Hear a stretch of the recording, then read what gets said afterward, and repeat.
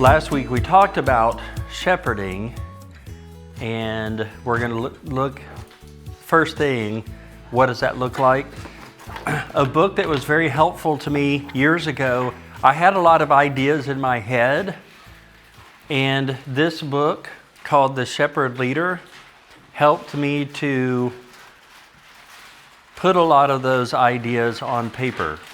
And so some of the specific words and phrases and even practical implementation comes from this book by Timothy Whitmer. He was a professor of practical theology at Westminster Theological Seminary.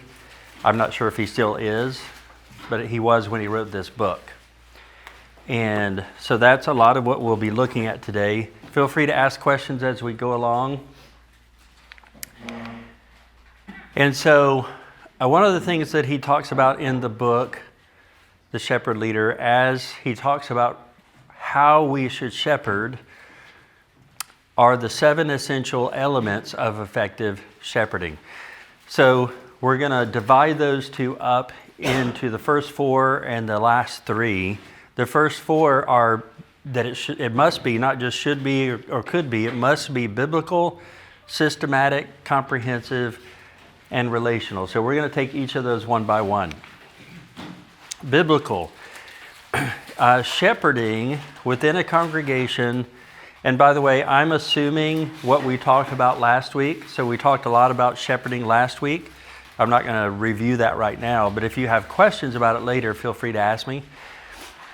But it must be biblical. In other words, it must be based on biblical convictions, or it will not survive and thrive. What that means is this. It must be done in a proactively biblical way, not a situationally reactive way. What often happens, we gave some examples of this last week, is that when people in the congregation are sought to be cared for by the leadership of the congregation, situations arise, because that's how life happens. Situations arise. And often leadership reacts to those situations and seeks to try to just handle the situation, instead of really asking, what does Scripture say, and how does the Bible say these things should be handled? So when situations arise, there is no plan, there is no proactive plan, which we'll talk about in a minute. But what often happens is there are reactions that happen, and then things that kind of flow from that. So the idea behind this is there should be a well thought through, biblically based plan and format for shepherding. So that leads to the fact that it really should be systematic. One of my early mentors, when I was at this point, it seems to me very young in life. At that point in my life, I didn't think I was very young. I was almost 23. In my 3rd senior year in college. Long story. But he said to me, you seem to respond very emotionally to things, and you're getting the cart before the horse.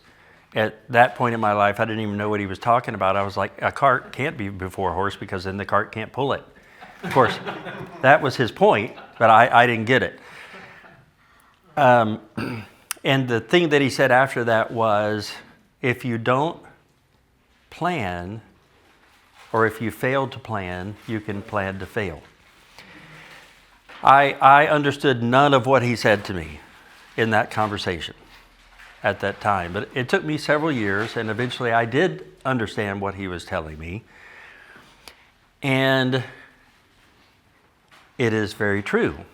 And the same is true of church leadership. If church leadership fails to plan, then that leadership can plan to fail. There should be an intentional plan that the elders and deacons are willing to do and able to do. So it should be intentional, systematic, but it should also be something that the church leadership, the officers, are willing to do. In other words, there are a lot of different possibilities,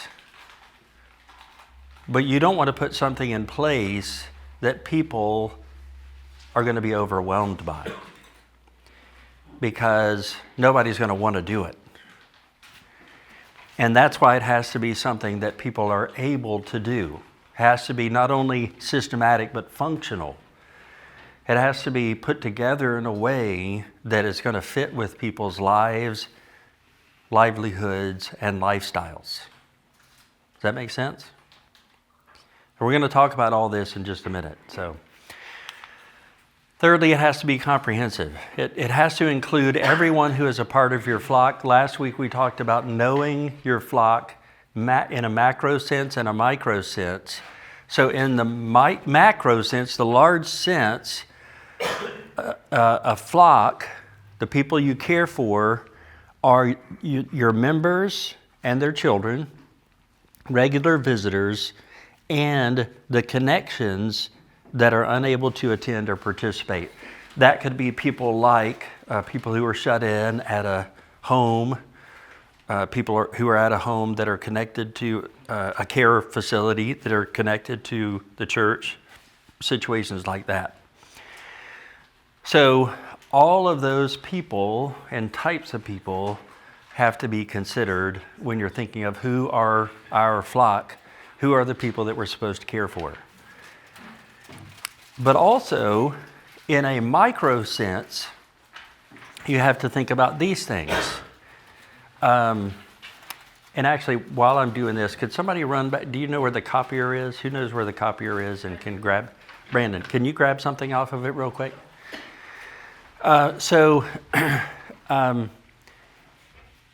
When you're looking at the individuals and families, you need to ask these questions. How healthy are they spiritually, physically, emotionally, relationally, and situationally? So that's the micro sense, getting down to the nitty-gritty of people's lives. So the thing that Brandon hopefully is getting is this spreadsheet. I realized when I put it up here, you wouldn't be able to really see it. But this is the spreadsheet that the elders and deacons are going to be using. I left off names here purposefully. But here's the idea, and I wrote this on the board last week, but each shepherding group will have a team. And that team will be made up of an elder and 2 deacons. And that team will be responsible for several things. Touches, which we'll talk about in a moment, and then their membership status, whether they're an active member, an inactive member, an affiliate member, or a baptized member, which is a child who's been baptized, or a visitor, a regular visitor. Did I already say that? If I didn't, it's a thing.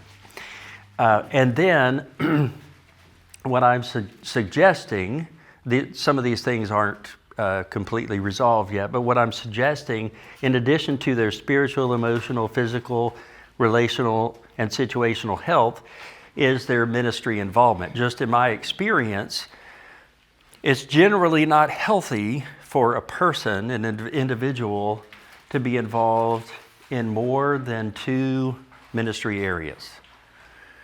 So that's something that still needs to be thought through, but it's just an idea as part of how to shepherd people.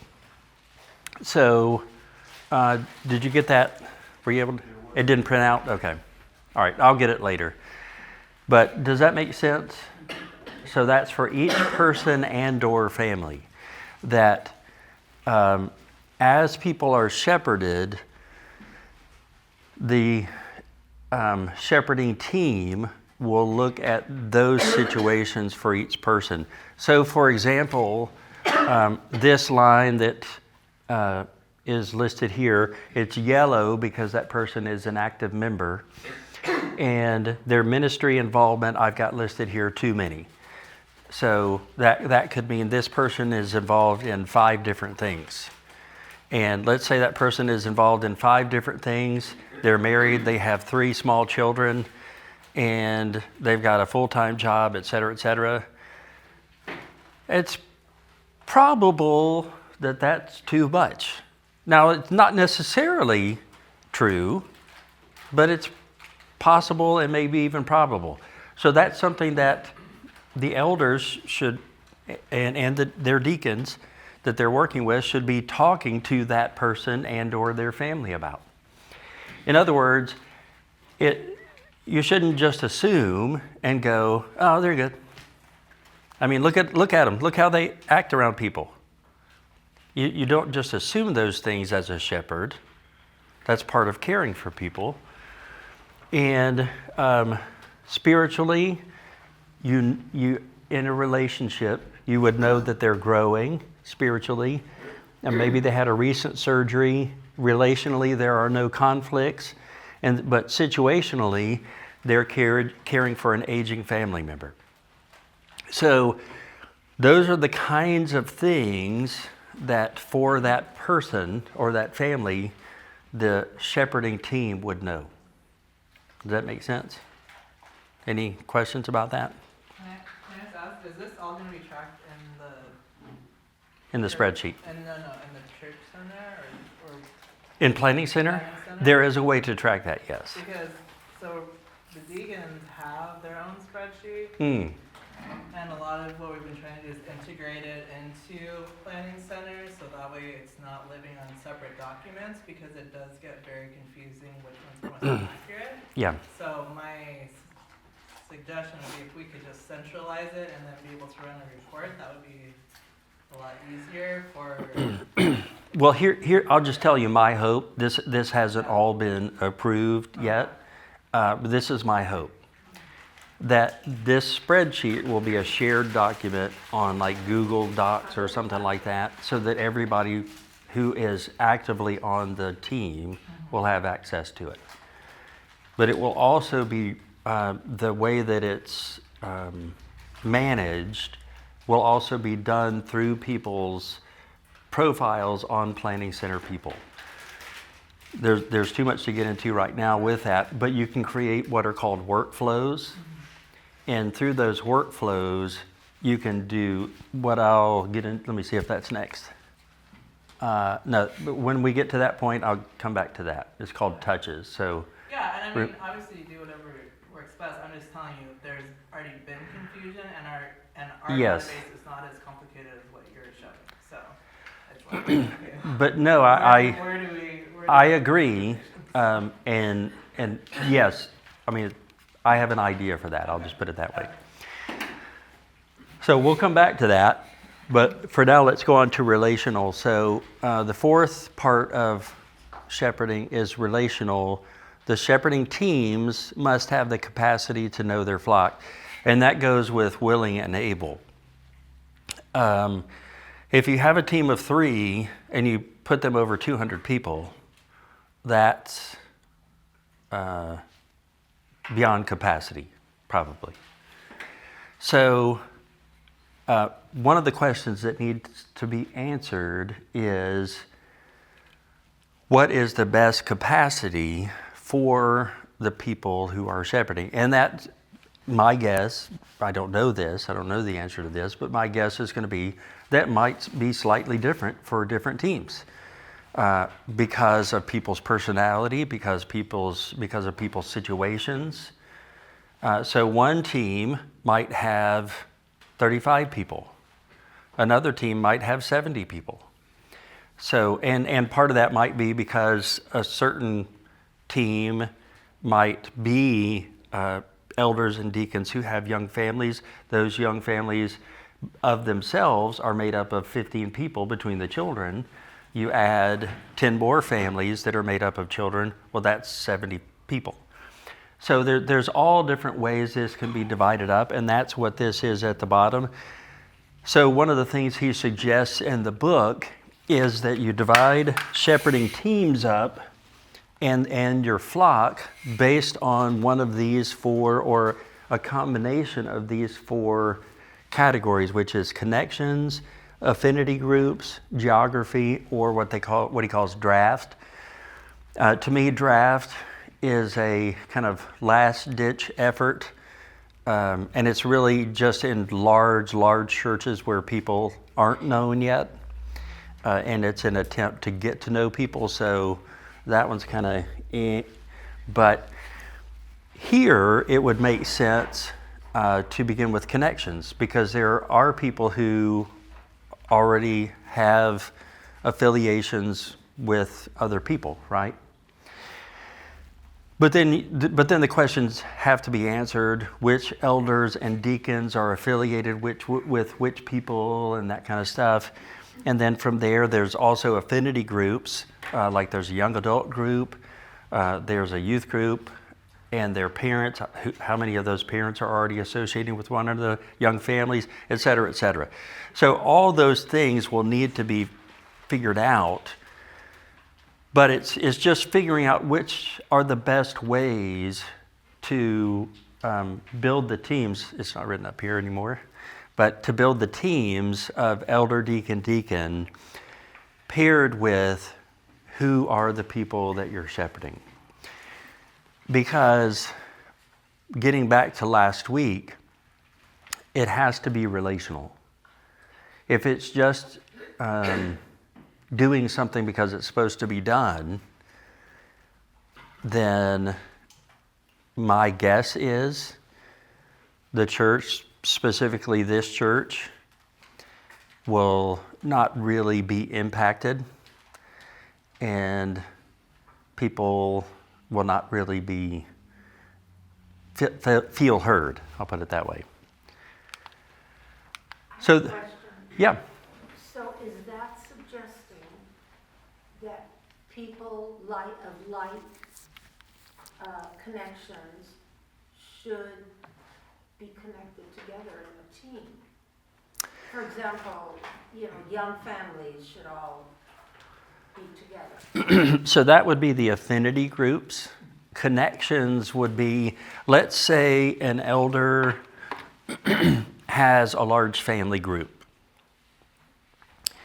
And that family group within the church, not thinking of anybody in particular, and let's say that large family group does get along well, and there are also a number of connections branching out from that family group. Well, you've already got a shepherding group, right? Hypothetically speaking. Yes, I'm just saying hypothetically. So that is a possible way of creating a shepherding group, because if it's what's that old adage, if it ain't broke, don't fix it. So if there's something already there, why try to recreate something other than what's already there? So, but there are places where certain people aren't necessarily connected or as connected. So the way I understand it anyway is, when you're developing shepherding groups and shepherding teams, you want to start in the places where people are already the most connected. Then from that, you want to go to the places where people maybe aren't as connected, but still have some association. So basically it goes like this: here, where there's already a connection; here, where there's some connection, but it may not be as close; and then here is geography, which if there may not be a connection, but there's at least the ability to build connections more quickly, then you move to geography. So does that make sense? It does, but it doesn't make sense to me, because I think there is so much value in a young person learning from an older, and vice versa. Yesterday in our women's group, we had a young person give her testimony, And us older people were so touched by it, and we learned quite a bit. And so if you just put all young couples with children together, I think there's a lot more, it's more effective, I think, when, I don't know, when it's mixed. Like this is saying... Well, let me clarify something. And I mean, it's a very slight distinction, but what we're talking about here, well, we're not talking about that. It's on the chart. Whatever that was going to be.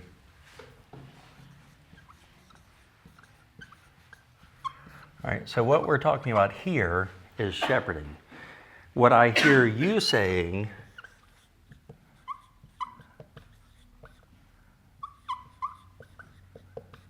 is discipleship.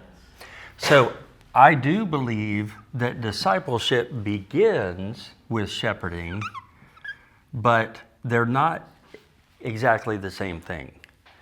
So shepherding is caring for, and it does include discipleship, but discipleship is a different track.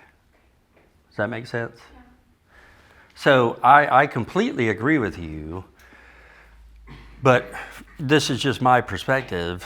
I think that discipleship has more to do with the ministry leaders, the ministry teams, and how those are led by this, yes, but it's a different angle.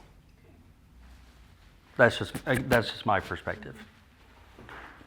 So, any other thoughts about that? I had a deacon when I was a young parent. Here at church, I had a deacon who was an older woman, and what I got from her, I will never forget. I have kept some of the things that she had sent me, and so we can learn both ways. Yeah. But it's not a learning thing, I guess. It's a shepherding. Yeah, and I'm not saying that discipleship can't happen in shepherding. I'm not saying that. I'm just saying that that's not the primary intent of shepherding. It can happen, and it certainly flows from it, but discipleship as an intentional force within the church is not generally a part of the shepherding initiative. Does that make sense? Is the reason why because you have such a large group of shepherding, in your group that you can't possibly have the time to pour into each and say every single individual the way you want to be poured into, I think. Yes, and I think we talked about that last week. I can't remember. Oh, no, it was in a conversation after the class, but I'll go ahead and mention it now. Wouldn't you want to say that discipleship you would hope would be a byproduct of the shepherding? That's a great way of putting it, yes. And so, generally speaking, if you put it in terms of concentric circles, most people have the bandwidth for 5 close personal relationships. I'm speaking in generalities, but generally it's true. That's been my experience, but also sociologists, psychologists, and I think some other group of people have confirmed this. Most people have the bandwidth for about 15 to 25 closer associations, and then anywhere from about 50 to 70, what's it called when you don't really know people, but you're acquaintances, thank you. So, again, this is generally speaking. You'll find that some people only have the capacity for 1, 2, or 3 in this inner circle, and maybe 5 to 7 here. So this can vary, but generally speaking, that is pretty true. So the way that discipleship tends to happen is like this. It's kind of an expansion inwardly and outwardly. So you're exactly right that that discipleship can have an initial impact from this, but it can't really happen just from this. So what you said was a good thing, Ed. Say it again, if you can remember. I think I said, you would hope that discipleship would be a byproduct of shepherding. Yes. It would naturally occur. But you have to look at it from the outside. Where 50 to 70 people is your acquaintance. That acquaintance eventually becomes somebody you're in the 15 to 25 range, and then that person moves into your 1 to 5 range. Yes. Where you build a discipleship relationship with that person. Yeah, and let's take this scenario, connections. So let's say a shepherding team already has the connections. Those connections give them a shepherding group of 50 to 70 people. But let's say the elder in that group is already discipling 5 of those people. Well, there you go. You already have that. But let's say that 15 to 25 of those people are not being discipled. Well, what is part of that shepherding team's responsibility for those 15 to 25 people? To ensure, not to necessarily disciple all of them, but to what? To make sure that they are being discipled. Care for, minister, plug into other groups then. Exactly. To not to say like, all right, next week I want you to be paired with so and so. But over time, as you get to know them, there's so many different reasons. Like 3 of these people might be extremely shy. 5 of these people might be severely depressed. I mean, there's just so many different possibilities. So that's why you have to begin with knowing.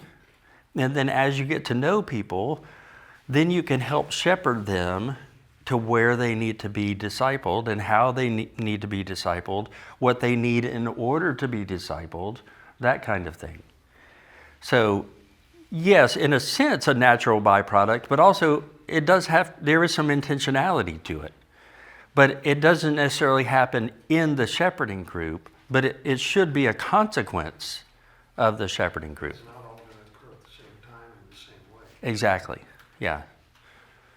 Yeah, but that was a great conversation starter. All right, so isn't the challenge to try to find enough people that will be able to shepherd? It could be, and that is partly, how could I put this? That is what I would call, well, let me put it this way. Paul says in Ephesians chapter 4, verses 11 through 13, that God has given the church pastors, evangelists, a couple other things I can't remember, to equip the church to do the work of the ministry. And then he goes on to explain that the purpose of that is that the people of God may become mature. So the way that I understand that is, as the leaders of the church teach Scripture and truth and living for Christ, people become more mature and they live more into ministry. Because in the middle of that, what he says is, the way that we become more mature is speaking the truth in love. And he's not talking there about sentimentality. He's talking about the truth of God's Word.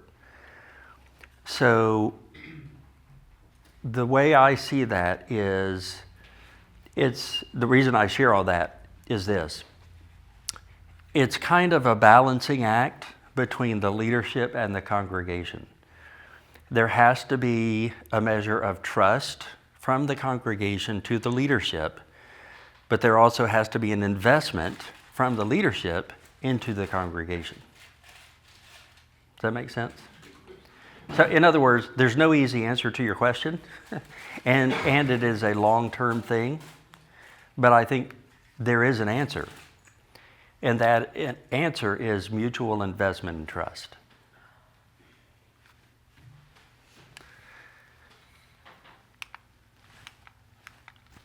My battery may have died. All right, have to go manual here. So the next three are, of the 7, are the 4 functions that we talked about last week, and accountability and prayer. So we'll just get into those. If you weren't here last week, that's fine, because we're going to talk about that a little bit now. The 4 functions of shepherding are knowing, feeding, leading, and protecting.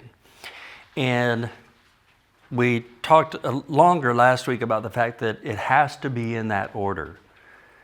You can't lead and feed until you know and are known. Part of the reason for that is this.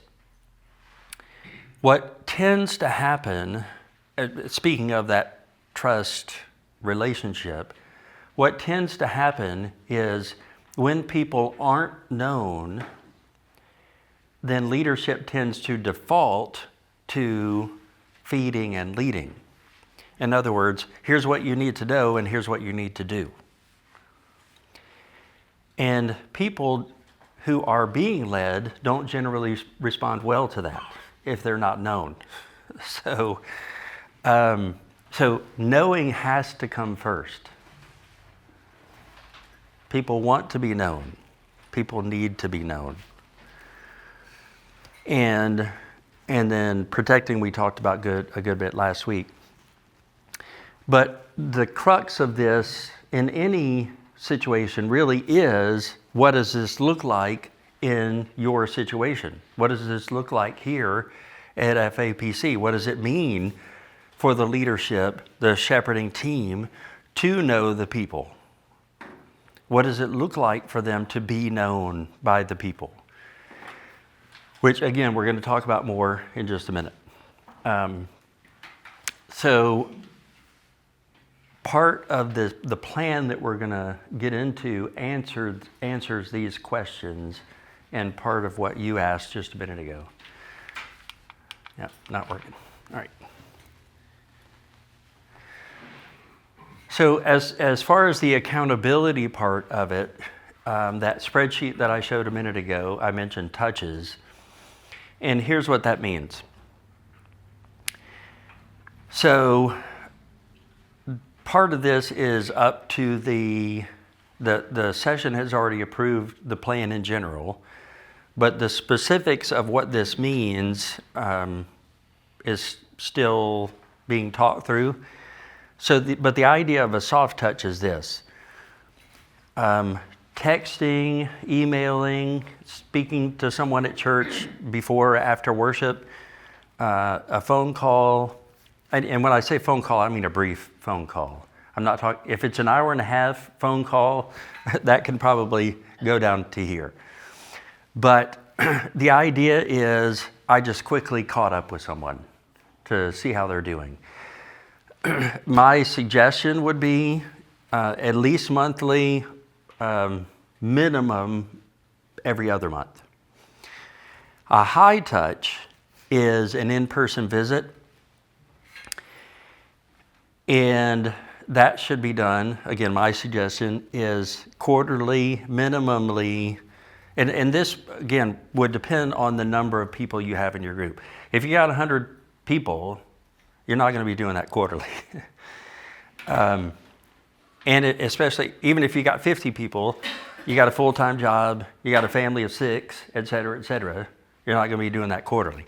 So these things may vary, but the idea is you're intentionally taking time to know people and let them know that you want to know them.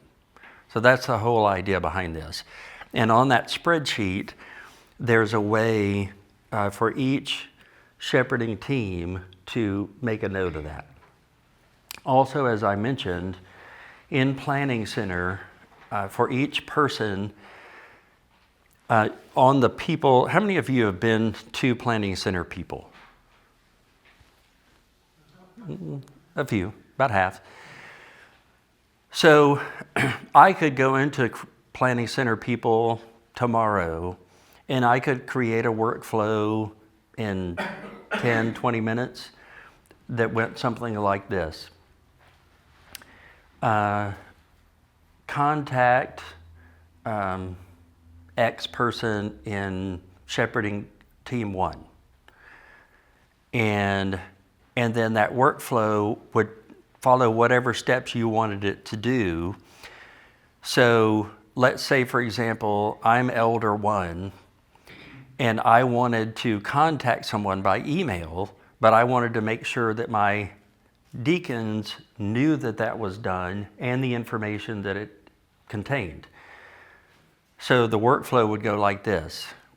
Elder contacts person X.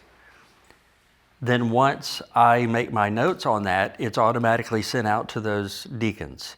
Those deacons receive it. You have a follow-up step that says back to the elder, deacons have viewed it. Then whatever steps you want from that, you can have any steps you want in there. So that's the way that workflow thing works. And you can set up 3 steps, you can set up 15 steps, however you want it to set it up, and to whomever you want to be a part of the communications flow. So that's my idea. Part of the reason I like it this as well, when I say this, I mean the spreadsheet, because, and this is just me, I like a centralized, there are 2 reasons.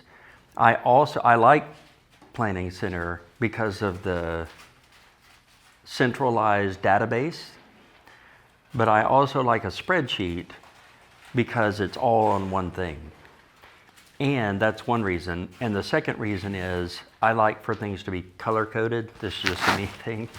And so I can easily look at things, and I can look at their membership by color, and I can look at their situation by color. And so green means they're good. Yellow means they're having a hard time. Orange means they're struggling. Red means they're in danger. So those are the 2 reasons I still like a spreadsheet, because even though I like Planning Center for works, for working things out, I still like to just look at one page and say, here's everybody. Does that make sense? Yeah. That's just me personally. But that's the idea behind how it would work, as each team, and anyway, some of the details of that have to be worked out, but each team would, in their shepherding group, would regularly communicate with the people that they're shepherding about those needs: physical, emotional, spiritual, situational, and relational. So that, so let me just give you an example. Let's say Ed was in my shepherding list. And so I give Ed a call, and Ed says, I say, hey, Ed, how's it going? How's it going, Ed? Good. Good, all right. So then I write down, that's, so then I might ask some more probing questions, right? We'll chat and see how it's going, see what's going on. And let's say Ed said, there's some stuff going on. And let's say Ed shared something with me that was really personal and really kind of secret. Now, I'm not going to go on the spreadsheet and go, ooh, I can't wait to share this with the group. So, the spreadsheet is not for public information.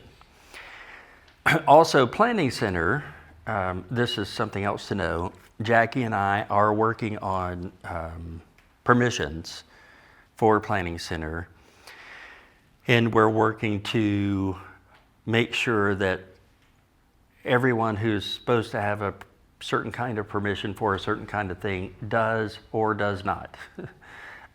So once we get all this organized, we will ensure that nobody who shouldn't have access to an elder's or deacon's notes to one of their shepherding group can access it.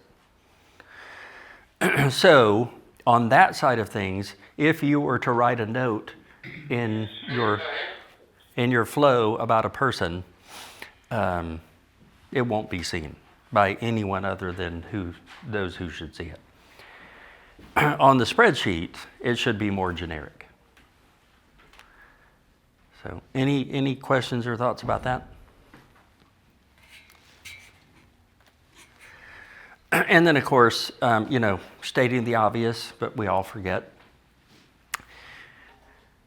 The plan must include praying for those who are in your group, praying for those that you're caring for. And not just praying for them, but a plan for that. So each shepherding team should develop their own plan for that. So if it's Elder 1, Deacon 2 team, whatever that team is, then they should say, hey, let's pray for these people this way, whatever that looks like. And then, that was only 6. It said 7, didn't it? Maybe that should have been 7. I think I just misnumbered. Yeah, that should have been number 7. All right, so two PowerPoint mistakes. All right, so any questions about the 7? You taking a picture of my mistake? I'm just messing with you. I said, are you taking a picture of my mistake? I know, I'm just messing with you.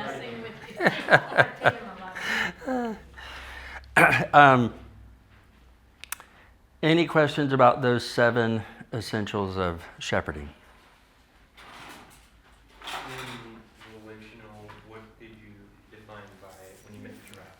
Say it again? When you meant draft and relational, what was that definition you gave? Yeah, so the draft part is really kind of just a last, what do you call it?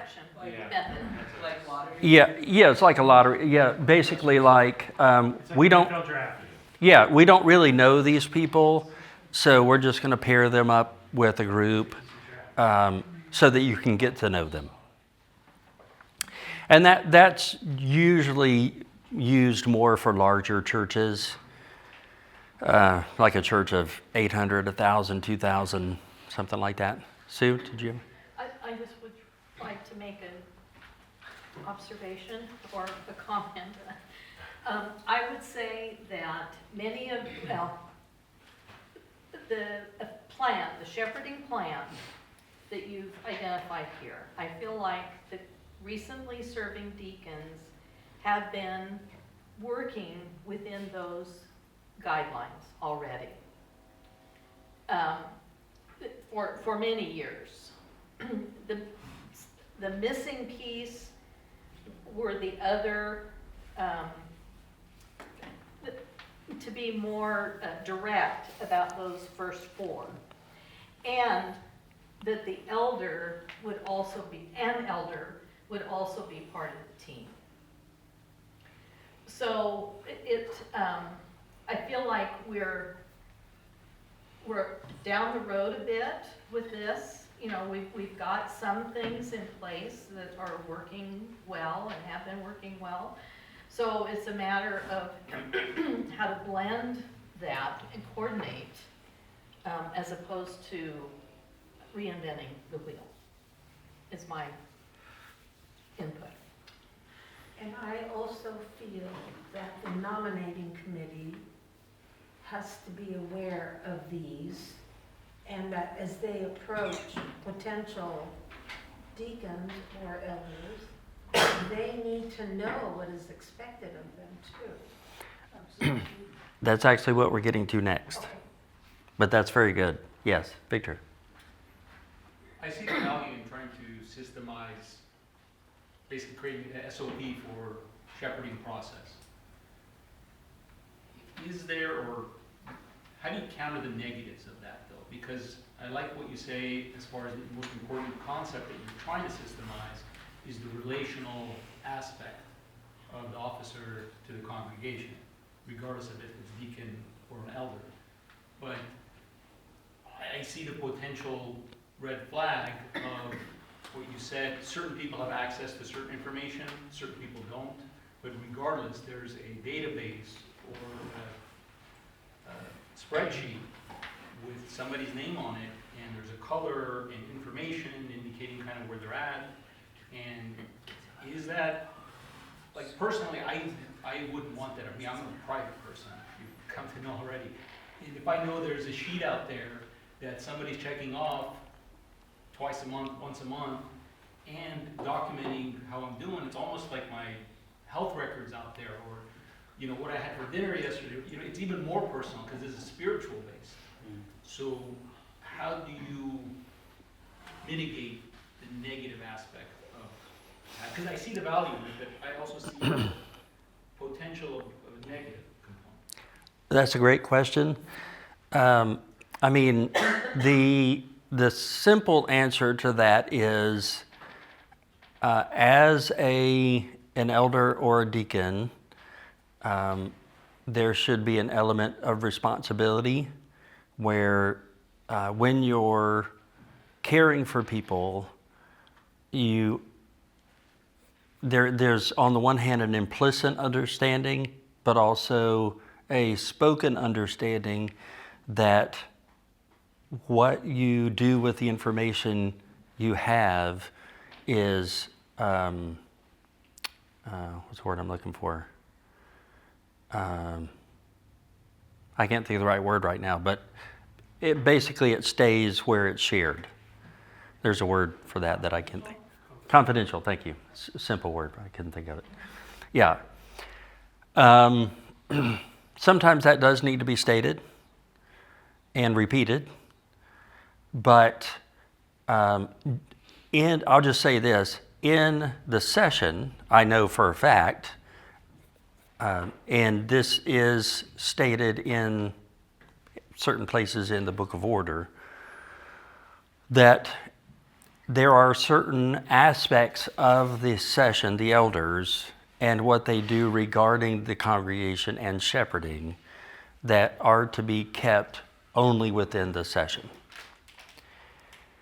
And so that's part of the idea behind this shepherding, is that, as a matter of fact, I'll just give you an example of one of the aspects of that.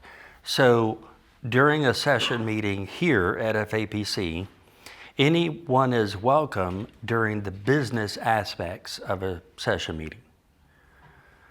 However, if there were any shepherding issues, and there are other terms you could use for that, but if anything were to come up regarding an individual within the congregation, then the session would have to ask anyone who is present to leave, and that meeting would become a closed meeting.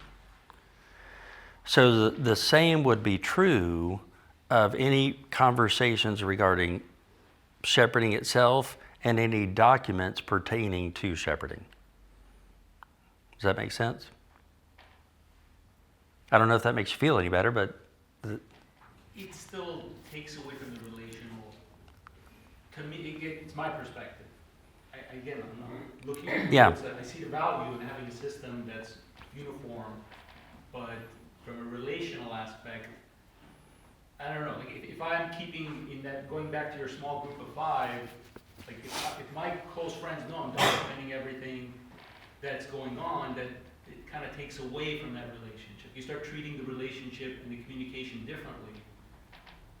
If I'm talking to a close friend versus I know I'm being shepherded, I know this box is gonna get checked. It's a slippery slope. Yeah, Looking at the stats instead of enjoying the game. And I mean, I can Right. see some of your point here, because I could imagine a situation where, and I understand you're both elders, so maybe this would just be resolved in a session meeting, but let's say you and Paul, one of you guys wasn't an elder, one of you was a deacon or something, right? And you both have access to that sheet to see just the colors, right? That red, yellow, whatever. And let's say you had, for whatever reason, a suspicion about me that was untrue. Maybe you're like, oh, Philip is going through something or whatever, and you have a specific idea, like whatever it's untrue.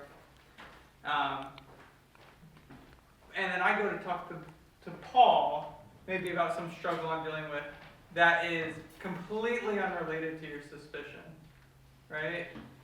The very fact that I tell him, he's like, oh, that might be worth putting down a yellow now on that sheet. You might look to that, especially since it's not noted what's going on, as confirmation of your suspicion. And I could see that being a problem. Yeah. I mean, there are certainly potential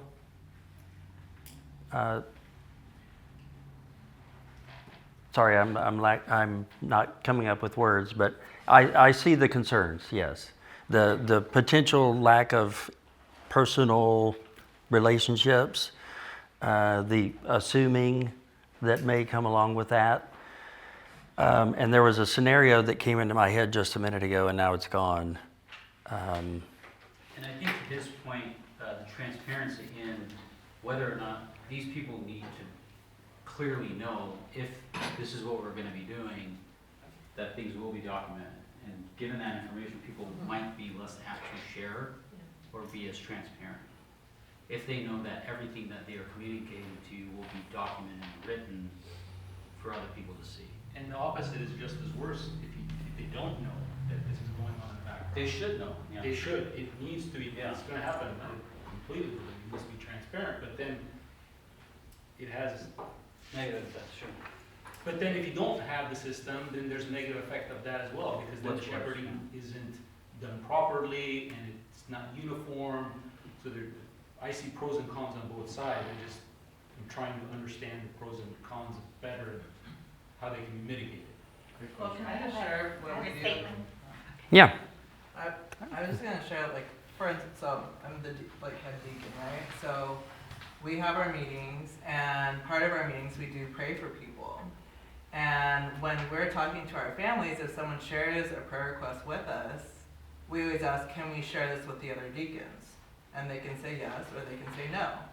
And so I feel like something like that could be implemented. Like, can I share this with the shepherding group or whatever? And you would say yes, and you would say no. And I think that when people, like, when I'm talking to people as their deacon, not just as their friend, I think that there is a difference in, like, for instance, like, they know, like, okay, I can ask, they can text me, Noel, pray for me for this. And I will, right? And so I think it's just, like, you establish that relationship, when, like, I think, like I said, we ask for permission to share so other people can be praying for them. That's key, yeah. And then there's times that, people in our meetings have said, I have other things, but I can't show them. And that's it, like we don't share information that isn't wanting to be shared. I think that's a great point. And I think for many things that can be and is very helpful. For all things, it's not necessarily appropriate. And here's what I mean by that. So I'm just going to put initials up here. So for physical needs, emotional needs, anyway, so I'm going to draw a line here. So spiritual, relational,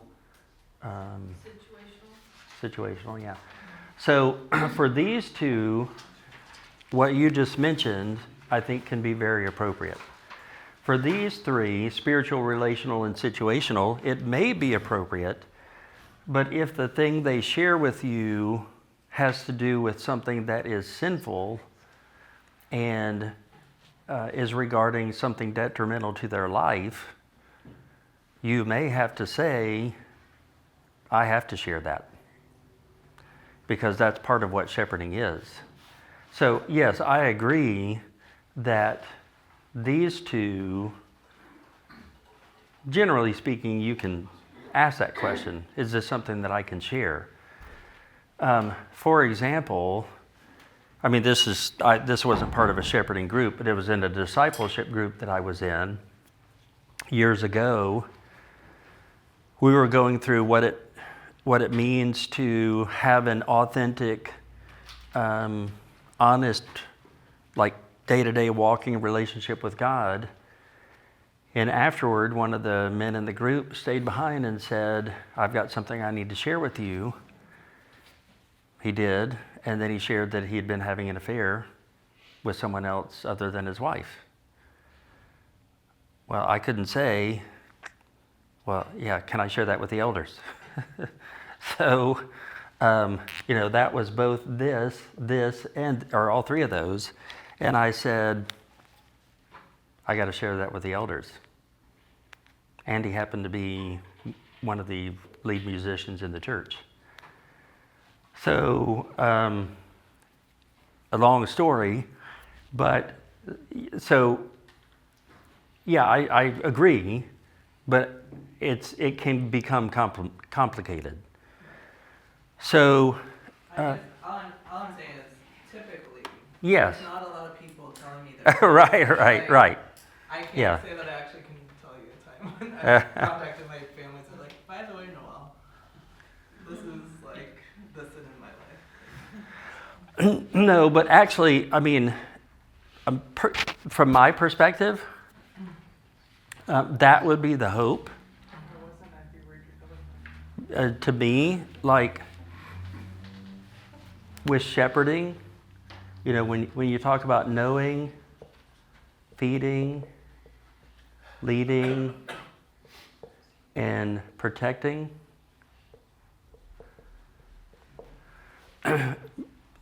here is my hope for this in any given situation, that as you do this and this and this and this, that basically you would move this way in your relationships with people.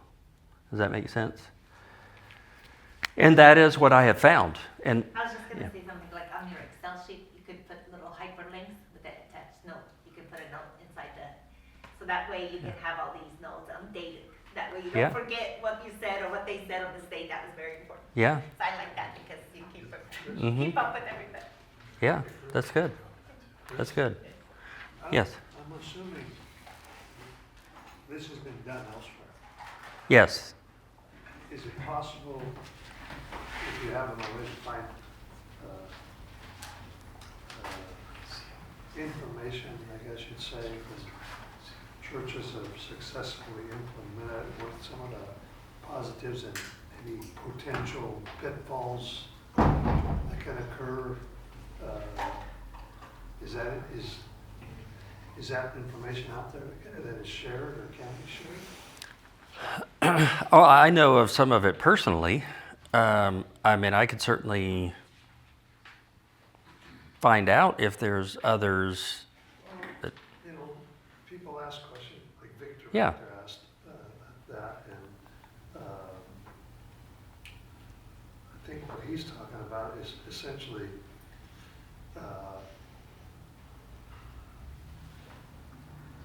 what's the right word? If something is confidential, does it stay confidential? I mean, in the times I've been involved in, either session or in Elders and Deacons, that has been the case. I never heard something that wasn't supposed to be talked about get out.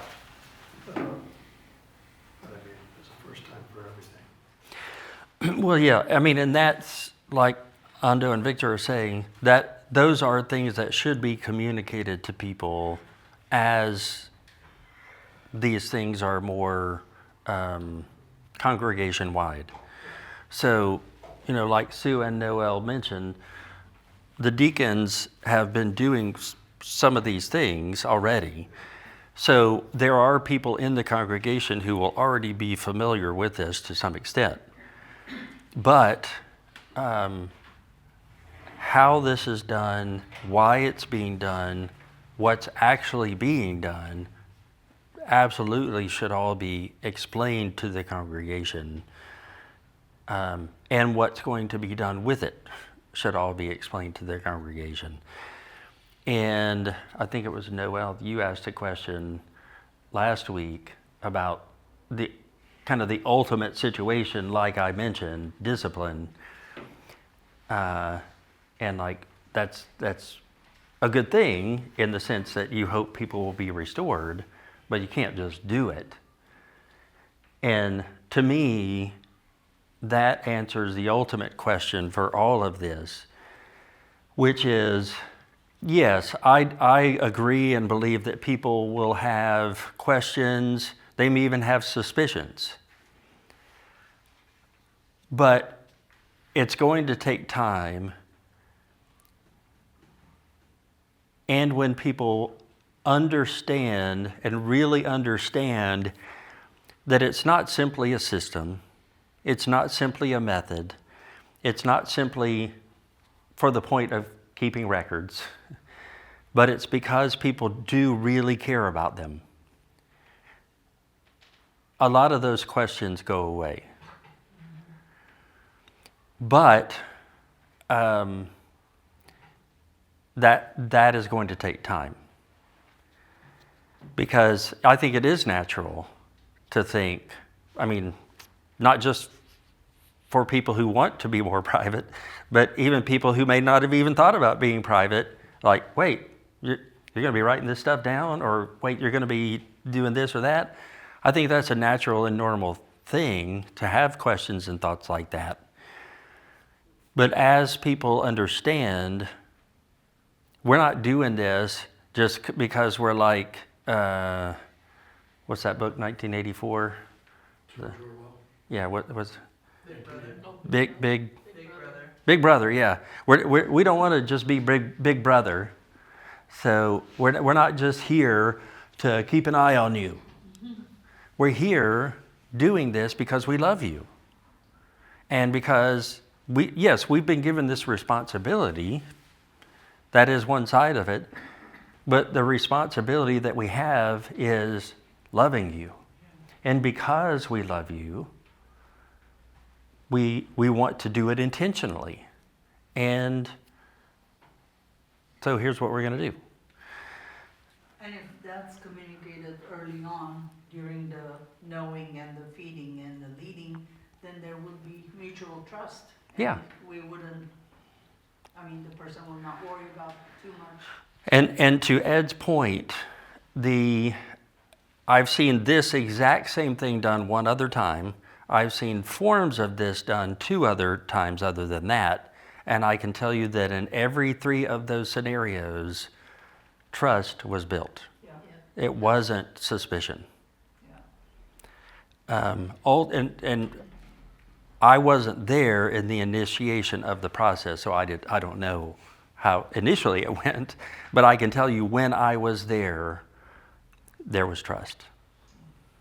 And this is, I think, why we need to be discussing this. Yeah. So we look and we say, you know what, we want to have a way to kind of systematize this and organize it, and Victor's point, you know what, I don't really want to be a part of that. And so this is the fine line where we need to look and say the benefits and the challenges, the pros and the cons, to try to find a middle way that honors both ways. All right. So let's move on. We got just over 20 minutes left. So all that we just talked about has to do with the shepherding plan. This, what I'm about to talk about, comes straight from the Book of Order. All right, so this is the EPC Book of Order about officer nominations, and I think it was RPU that brought up, what officer nominees and potential nominees need to know. So in the Book of Order, the presbytery expects a local church to examine either potential or new officers. So here are the things that are expected to be known about and by the officers.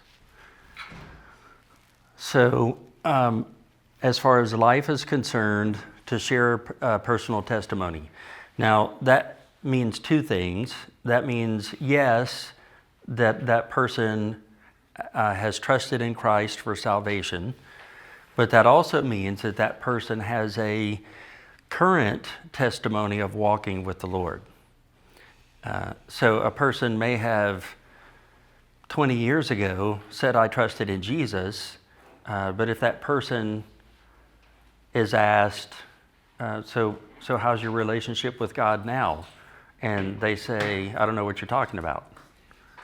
It might be an issue. So it's not just, I came to know Jesus when I was 10. It's, I'm walking with God right now and what that looks like in my life. The knowledge part is knowing, which doesn't mean knowing them by heart. It just means understanding and agreeing with them, the EPC essentials.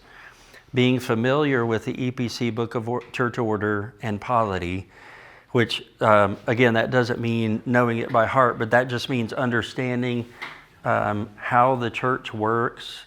What does it mean to be in a Presbyterian church? The fact that we have assembly, presbytery, elders, deacons, that kind of thing.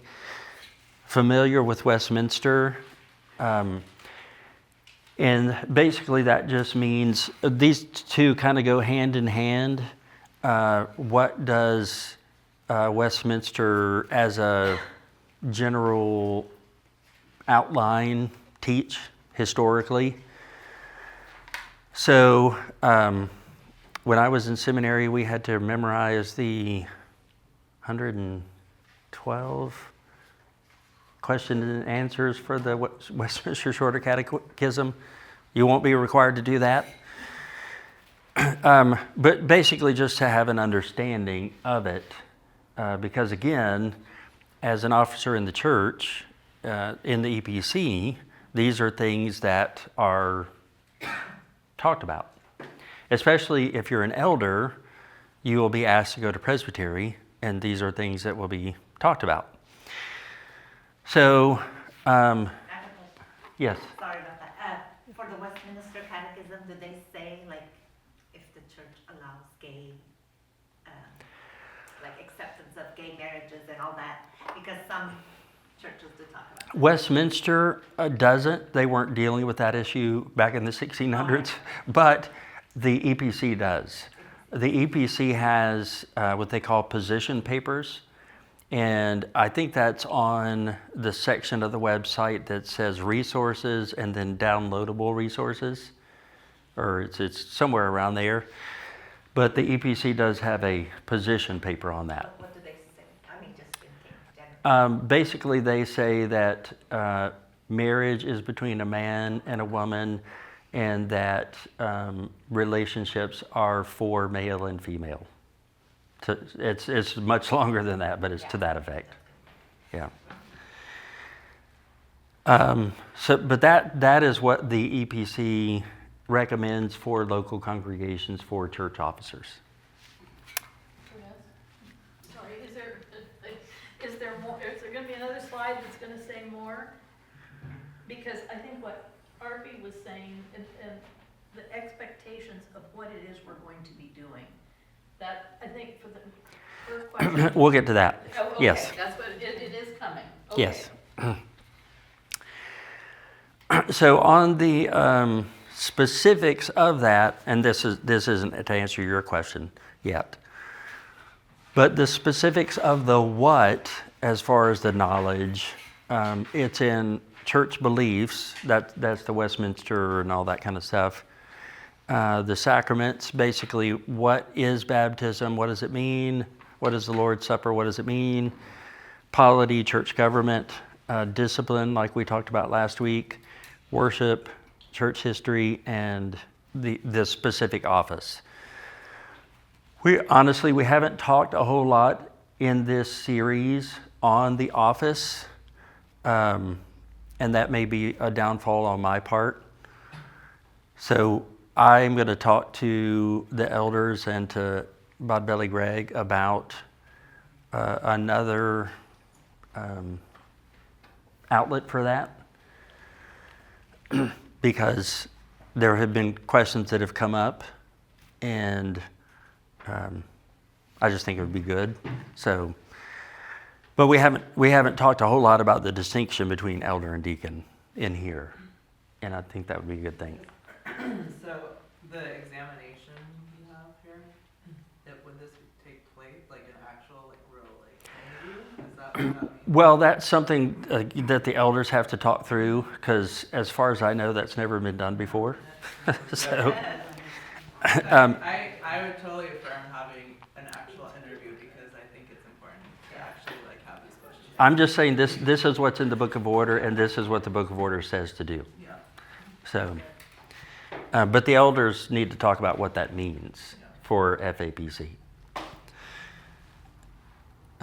So, if and when a person is elected, when they've been examined, when they've been nominated, when they've been elected, a commission of the congregation is formed, a worship service would be held, those people would take vows, then the congregation would affirm them.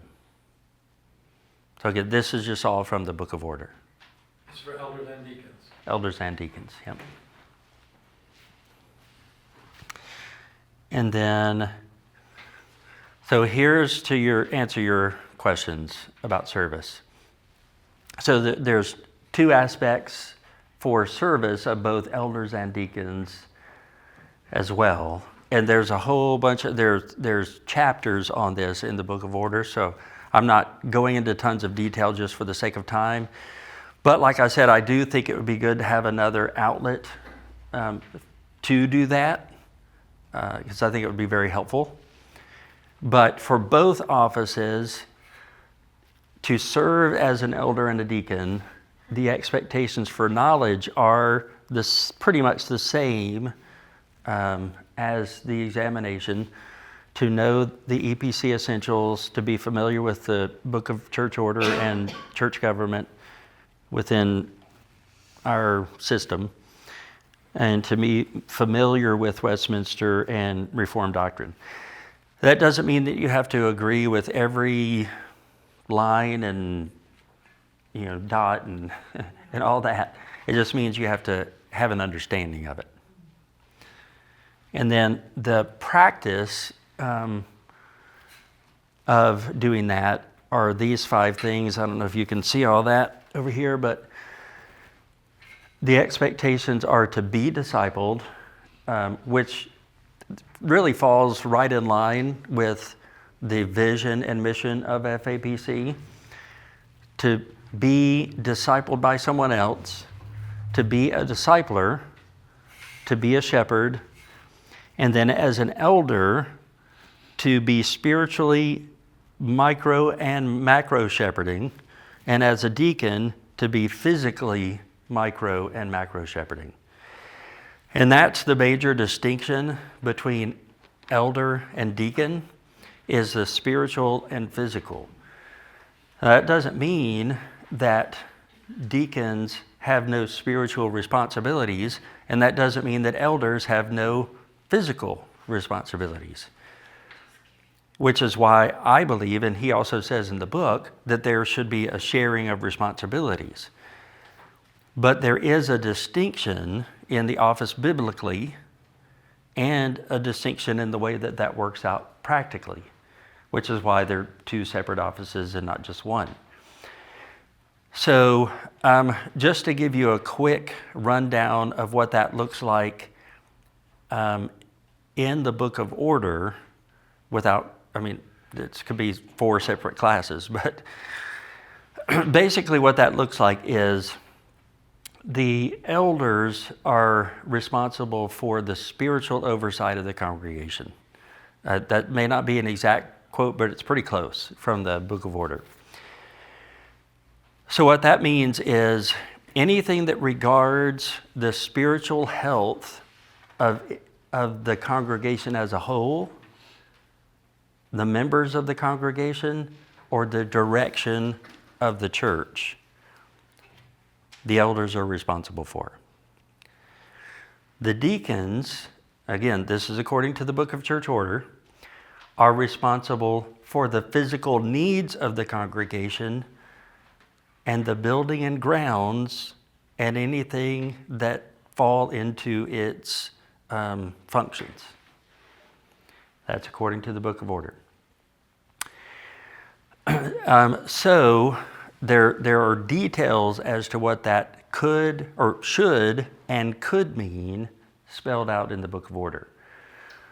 The details of the elders are spelled out in about 15 to 25 points. The details of the deacons are spelled out in about 5 points, and then it says whatever the elders want them to do, basically.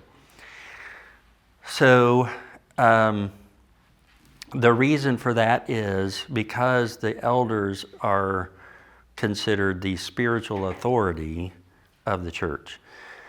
So as far as functional role, the elder and deacon office are like this. In other words, they serve side by side. As far as authoritative role, the elders and deacons are like this. And that includes Greg and me. So Greg and I are elders, so we're here authoritatively. We're here with the session, and then the deacons are here. But again, functionally, the elders and deacons are here. The elders and deacons serve together. There is no functional difference. So, any questions? I know there's a lot there, but are there any questions about that just kind of basic overview?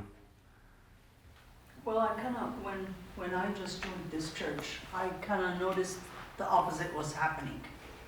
I noticed the deacons were more interested in people's spirituality and like really caring or contacting people, visiting, calling.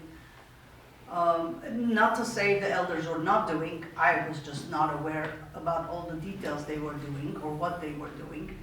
But some of them were more involved with events and other things of the building, the church, the finance and things. I could be wrong. This is my observation. So the church we come from, it was exactly the opposite, which exactly you confirmed with the Book of Order, doing that. That's how it's supposed to be.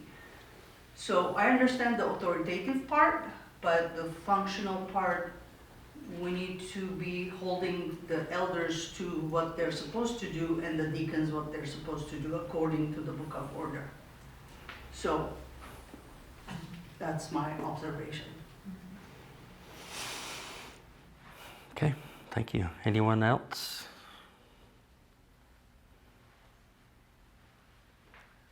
Are we actually going to finish early? Yes, let's go home. And it's not just because of the Super Bowl, is it? No. One question, just as we're Yeah. talking about this in leadership, where is the Armenian aspect in the leadership training? In other words, I hear this and I say, I don't see any difference between this and First Presbyterian Church. So that's a good question. And here's the way I see it. Of course, I'm not Armenian, obviously. But so take this into context. Let me erase this part. Well, actually, let me put this out here.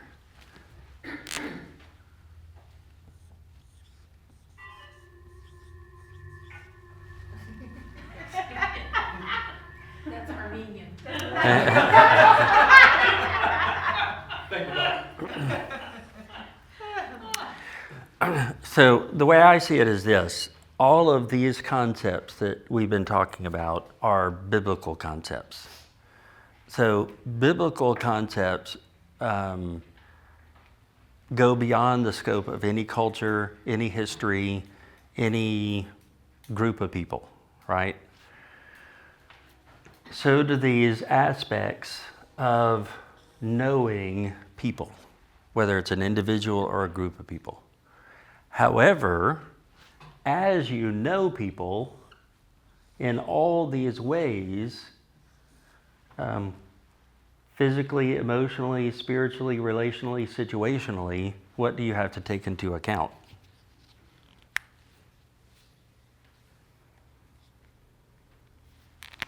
There were no meaning church.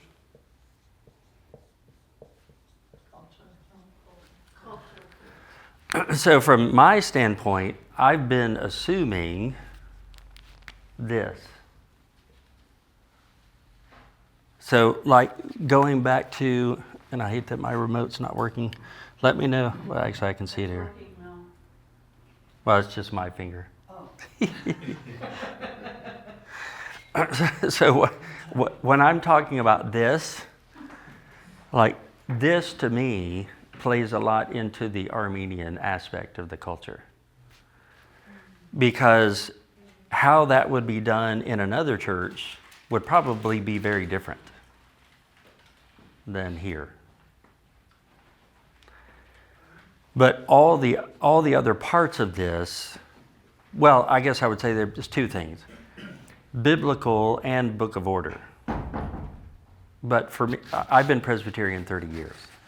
So the way that I see what the Book of Order says is it not just practical, but of course I'm Presbyterian and I believe it's biblical.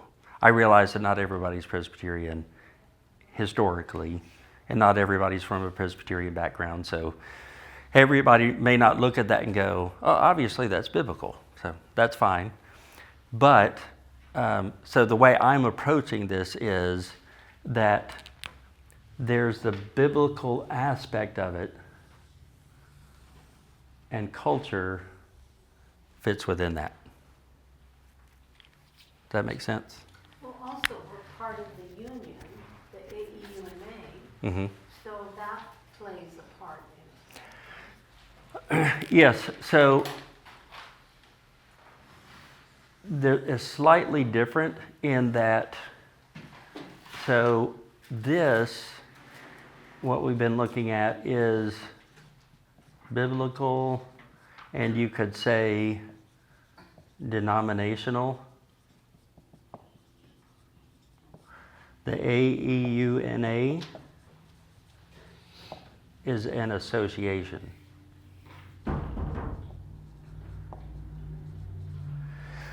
So the difference between those two is a denomination has guidelines. An association has benefits. Does that make sense? So an association doesn't necessarily say, if you're going to be a part of us, you have to do these things and be a church this way in order to be a part of us. Any denomination says, if you're going to be a part of this denomination, you have to be a church this way. It's just part of being a denomination. But an association is more a gathering of different churches for unification of whatever that association is. So it's a different thing. Yes? Is being a denominational church, biblically, how can you explain it? Like,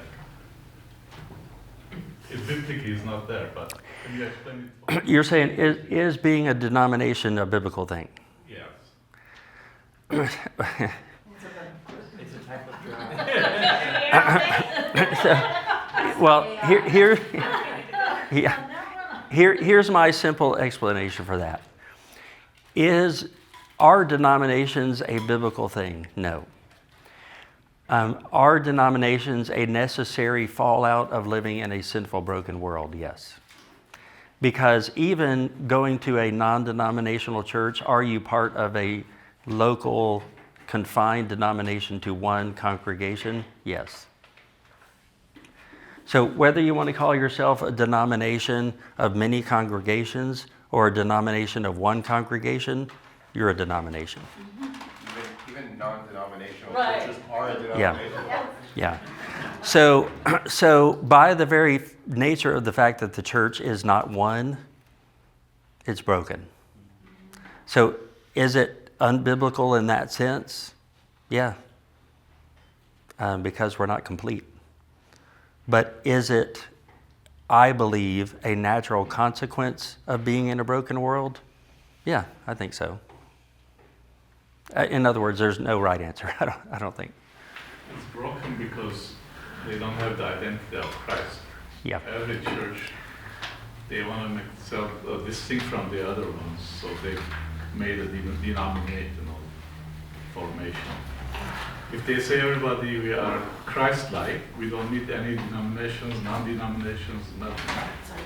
So that's what the Orthodox Church would claim with the church, right? So that conversation. There's still denomination. Yeah, ultimately, if every person were able to fully identify, every individual Christian were able to fully identify themselves in Christ, there would be no need for denominations.